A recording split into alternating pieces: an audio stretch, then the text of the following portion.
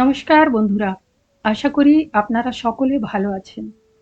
বন্ধুরা, আমরা সাধক সাধিকারা যখন আমরা সাধনা ক্ষেত্রে সাধনা করতে যাই, তো আমাদের গুরু নানান বিষয় খুঁটিনাটি সব কিছু আমাদের জানিয়ে দিয়ে থাকেন। কেন কি সেসব জায়গা আননোন থাকে, আর কত রকমের যে সেখানে অদৃশ্য শক্তিরা থাকে, যারা হয়তো আমাদের এই উপস্থিতিকে অপছন্দ করতে পারেন। স্বাভাবিক কথা, সেটা তাদের জায়গা, জঙ্গল হচ্ছে তাদের জায়গা। সেই জায়গায় আমরা গিয়ে যদি বসবো, তারা কেনই আমাদেরকে পারমিশন দেবেন সেখানে সাধনা করবার, তাই না? কিন্তু আমাদেরকে সাধনা তো করতেই হবে। আর তো জঙ্গল হারিয়ে যাচ্ছে, জঙ্গল কেটে দেওয়া হচ্ছে। তো ক্রমশ জঙ্গল খুঁজতে খুঁজতে জানি না কোথায় কোথায় আমাদেরকে পৌঁছে যেতে হয়। তো মেন আমাদের এই নির্দেশ দেওয়া থাকে যে যেখানে জলাশয় থাকবে সেখানেই তোমরা সাধনা করো। এখন থাকবার তো কোনো সেখানে বিশেষ জায়গা থাকে না, না ঘর থাকে, না বাড়ি থাকে, না কিছুই থাকে না। আমাদেরকে নর্মালি যে পাহাড়ের যে গুফা কান্দারা যাকে বলা হয়, ওইসব জায়গাতেই কেভগুলোতেই থাকতে হয়। তো সামনে দরজাও থাকে না, যেসব গাছপালার বড় বড় ডাল পড়ে থাকে সেগুলোকেই জমা করে নিয়ে এসে সেই দরজা বানিয়ে নিতে হয়, আর কেভের সামনে লাগাতে হয়। কিন্তু এগুলো খুব সহজ ব্যাপার নয়। এর পেছনে যদি আমাদের গুরুর আশীর্বাদ না থাকে বা গুরুর বিশেষ নির্দেশ না থাকে, তো এই কাজগুলো করা অনেক মুশকিল হয়ে ওঠে। কেননা সেখানে আমরা সাধক দু চারজনই থাকেন, তো সেফটিরও ব্যাপার থাকে। তো আমি ক্রমশ একের পর এক বলে যাচ্ছি, সেগুলোকে আপনারা লক্ষ্য করুন। আমি এখানে কাউকে ভয় দেখাচ্ছি না, বরং আমি বলছি যে সাধনা ক্ষেত্রে গেলে, সাধনা করতে গেলে কতটা আমাদেরকে প্রোটেকশনের লক্ষ্য রাখতে হয়। প্রোটেকশনটা আমরা ভাবি যে খুব ইজি ব্যাপার, কিন্তু না। আমরা যেখানে গেছি যদি তাদেরকেই আমরা না শ্রদ্ধা করব, সেই জায়গাকে না ভালোবাসবো, সেই গাছপালাকে না সম্মান দেব, তো আমরা ডেফিনেটলি সেখানে বাধার সম্মুখীন হবই হব। যেরকম যে জায়গায় যাওয়া হয় সাধনা করতে, আগে সেই জায়গাকে পরিষ্কার করে নিতে হয়, সেখানে জলের ছিটে ইত্যাদি দিয়ে জায়গাটাকে শুদ্ধ করে নিতে হয়। তারপরে সেই জায়গাতে একটা প্রদীপ জ্বালিয়ে প্রণাম করতে হয়। আর যাও গুরু যা কিছু ক্রিয়া বলে থাকেন, আলপনা ইত্যাদি দেওয়ার সেসব ক্রিয়া থাকে, সেগুলো করে নিতে হয়। সেই জঙ্গলের মধ্যে যে সব থেকে বেশি বড় এবং পুরনো গাছ থাকে, সেগুলো যে সাধকরা থাকে ওরা বুঝে যায়। সেই গাছের তলায় পরিষ্কার করে গাছে সিঁদুর লাগিয়ে একটু ফুল, চাল ইত্যাদি সমর্পিত করে গাছের পুজো করে নিয়ে পারমিশন চাইতে হয় যে আমরা এখানে সাধনা করতে এসেছি, আশীর্বাদ করুন, কোনো রকম যেন বিঘ্ন বাধা না হয়। তারপরে সেখানেও একটা তেলের প্রদীপ জ্বালাতে হয়। কাছে যে জলাশয় থাকে সেখানেও গিয়ে দুই হাতের অঞ্জলিতে জল নিয়ে প্রার্থনা করতে হয়, আর সেখানেও একটা প্রদীপ জ্বালিয়ে আসতে হয়। এটা প্রথম দিন করতে হয়, কিন্তু গাছের তলায় যে প্রদীপ সেটা কিন্তু প্রত্যেক দিন সন্ধেবেলা করতেই হয়। এত সব তো করে নেওয়া হয়। আর তারপরে গিয়ে যখন যে সাধক থাকে তারা যে রান্না করে, তাদের তো একদম খুবই সিম্পল রান্না থাকে, ওই সেদ্ধ সেদ্ধই সব খায় ওরা। কিন্তু যখন যেখানে তারা রান্না করে সেখানেও কিন্তু প্রথম যা কিছু রান্না থাকে ৩টে পাতাতে অল্প অল্প করে বের করতে হয়। একটা জলাশয়তে দিয়ে আসতে হয়, একটা সেই উনুনের কাছে রেখে উনুনকে সমর্পিত করতে হয়, আর একটা সেই গাছের তলায় দিয়ে আসতে হয়। তবে গিয়ে আমাদের সেই ভোজ্য পদার্থগুলো আমরা গ্রহণ করতাম, আর আমরা শরীর স্বাস্থ্য সব দিক দিয়ে ভালো থাকতাম। এটা আমাদের মান্যতা যে অগ্নিকে সমর্পিত করতে হয়। তবে গিয়ে এরা ভালো সাধনা করতে পারেন, তাদের কোনো রকমের ডিস্টারবেন্স আর হয় না। কেননা সাধক তো আর দুদিনের জন্য সাধনা করতে যায় না।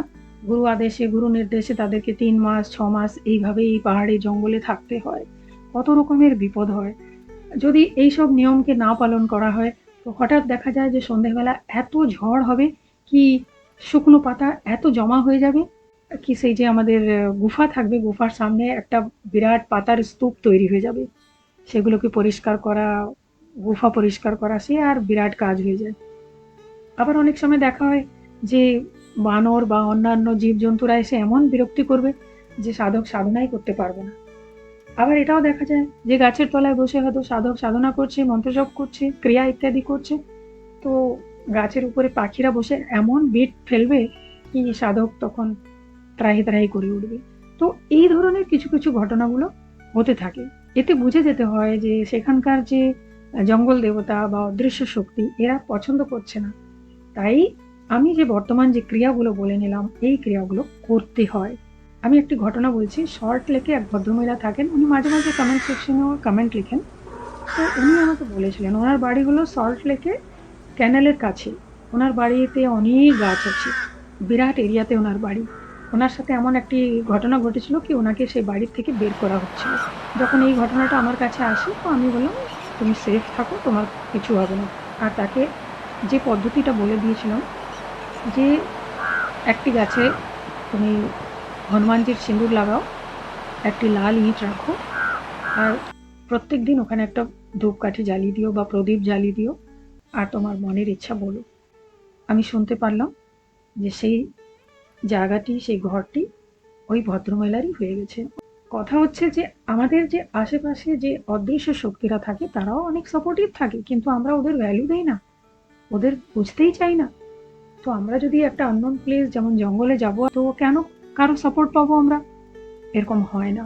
তাই তাদের সাথেও আমাদেরকে একটা অ্যাডজাস্টমেন্ট করে নিতে হয়, আমাদের শ্রদ্ধা তাদেরকে জানাতে হয়, তবে গিয়ে আমরা তাদের ভালোবাসা অবশ্যই পাবো, তবে গিয়ে তাদের আশীর্বাদ আমরা অবশ্যই পাবো। তো এই সব জিনিসগুলো প্রত্যেক সাধককে মনে রাখতে হয়। আমি এখানে কাউকে ভয় দেখাচ্ছি না, কিন্তু এটা আমাদের একটা পার্ট অফ সাধনা, যেটা কি যদি করে নেওয়া হয় তো সেই সাধকের সাধনাতে কোনো রকমের বাধাবিঘ্ন হবে না, আর সাধনাগুলো সাকসেসফুল হবে।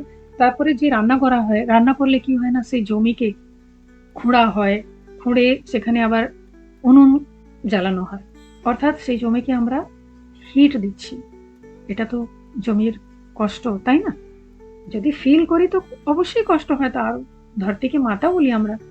তো এইসব বিভিন্ন ছোট ছোট জিনিসকে লক্ষ্য করে তবে গিয়ে সবকে শান্ত করতে হয়।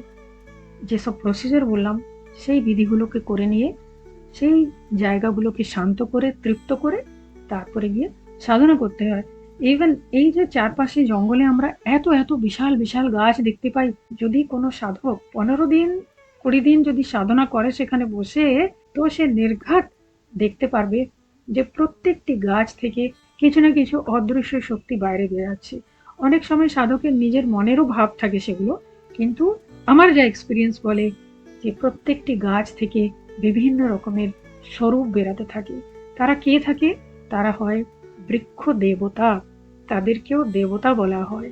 যখন সাধক সাধনা করে তো তার চারপাশে তারা ঘুরে লক্ষ্য রাখে, তারা যদি সন্তুষ্ট থাকেন তো 100% শিওর যে সাধকের উপরে কেউ কোনো রকমের ঘাত প্রতিঘাত বাধা সৃষ্টি করতেই পারবে না।